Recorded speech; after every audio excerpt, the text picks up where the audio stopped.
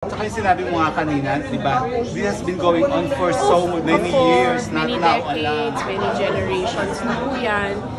It's a never-ending cycle nga po, sabi ko. So sana magkaroon na po ng change. Parang little by little meron. Tumakbo po ako, oh my gosh!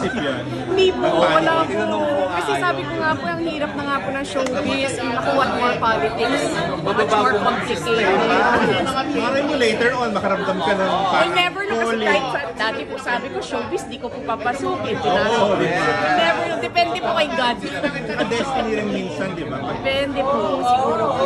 Last na, anong name ng attorney character mo dito, Carla? Attorney Aika. Okay, kung si attorney Aika ay merong ipapasok sa Zelda Press doon sa mga napapanood natin ngayon sa mga hearings, sa mga nagaganap, sino yung gusto mo ipasok doon? Sa mga napapanood nating character. Yung siguro yung mga hindi po natin napapanood. Yung mga nananahimik po, but the names are involved. Siguro po yung mga yung hindi nagpapakita, hindi nag-explain, but their names are involved.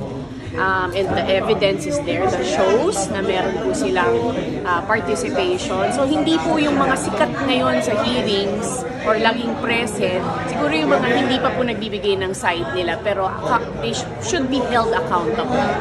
Yung attorney, hindi ikaw yung attorney matapang yun, for sure. Sa mga, okay din sa mga nakikita, kasi iba naman guilty naman din talaga yun. Sino yung gusto mong... Oh my gosh. Hindi ko po alam. I'll leave it to the justice system. Of course, I'm hoping na meron pong justisya talaga.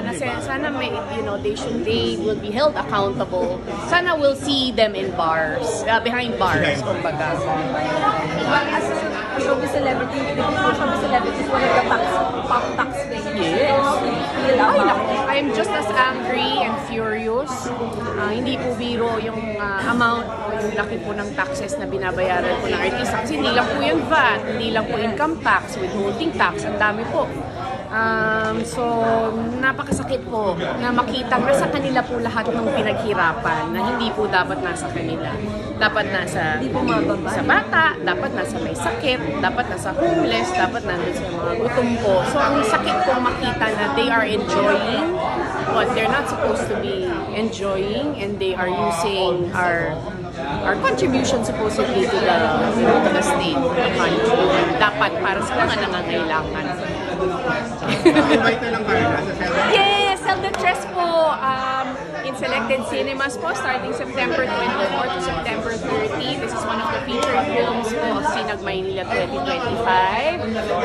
Of course, hoping po kami na sa maikling time frame po na yun, na mabigyan niyo po ng attention, mapansin niyo po yung pelikula at mapanood niyo po. So please, panoorin niyo po sana yung Zelda Tres. Very timely po sa panahon ngayon and definitely relatable and lots of lessons.